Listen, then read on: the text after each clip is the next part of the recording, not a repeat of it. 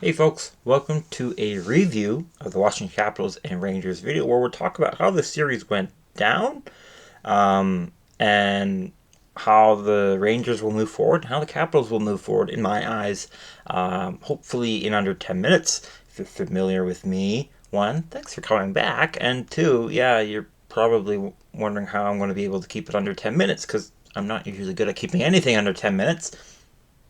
There's a joke there that I'm not going to make. But you can make it down in the comment section below. You can also leave a like on the video. That's a huge help to me. And I would really appreciate it if you subscribe and turn on notifications so you can hear my wonderful and angelic voice for information or white noise, whatever you come here for, more.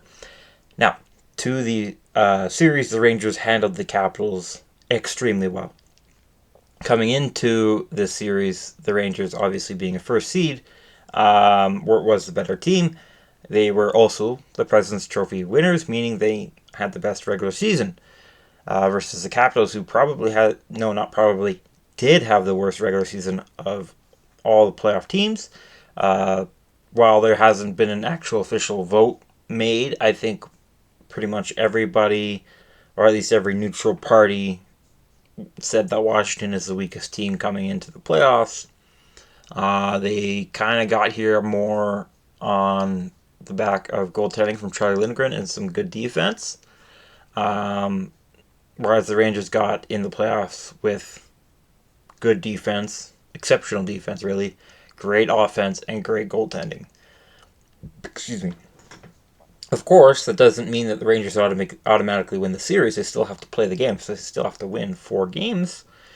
And to do that, they can't take the Capitals for granted, and apparently they didn't, because the Rangers swept the Capitals, as you can see on the board here, or not board, graph, table here.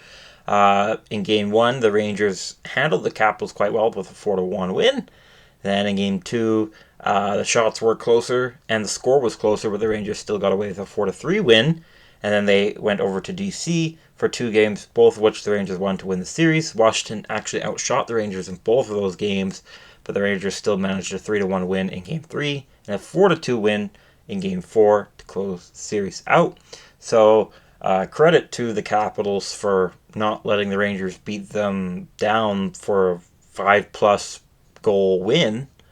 I think some people might have been expecting that, and also credit to the Capitals in they actually managed 8.25 high danger shots against the Rangers via NHL Edge, but it wasn't enough. They didn't score more in the high danger area. The Rangers did. The Rangers outshot the Capitals. They outhit the Capitals. They outblocked the Capitals. They outsaved the Capitals, and most importantly, outscored the Capitals to outwin the Capitals. The Rangers won with an average of 2 goals per game, which is quite a large margin. They didn't need 30 shots per game, which is kind of low, but that's because their shooting percentage was at 14.4. Lindgren hasn't really proven himself as a playoff goalie, but it was a pretty tough situation to do that in. And during that, the Rangers managed to keep Ovechkin completely off the score sheet. He is not what he used to be, and that's okay. It was just complete domination by the Rangers. All the stats here, the Rangers were better in, except for high danger shots and power play opportunities. The Capitals actually had more power plays than the Rangers, but despite having 4 more power play opportunities than the Rangers had 4 more power play goals than the Capitals.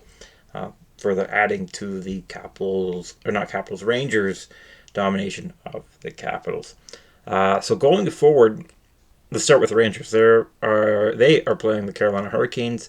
A lot of people's cup picks, so they're going from nobody's cup pick to a lot of people's cup pick for round 2. I believe they begin this Sunday, and we'll see how they do. I will do a preview of that series, so I'm not going to talk too much there, but Rangers handled the Caps. It's not right to expect a team to sweep another team, but a lot of people expected the Rangers to sweep the Caps, and they did. As for the Capitals, they are in a transition state. They are old. They don't have a lot of star power left. What's there has aged quite a bit. Alex Ovechkin is quite old. Carlson's getting there. And the other notable players aren't, game breakers. Charlie Lindgren has been this year. Darcy Kemper can be. Well, he has been this year, but he's usually a game breaker in favor of the team he's on. But this year he was a game breaker in favor of the team he's playing. I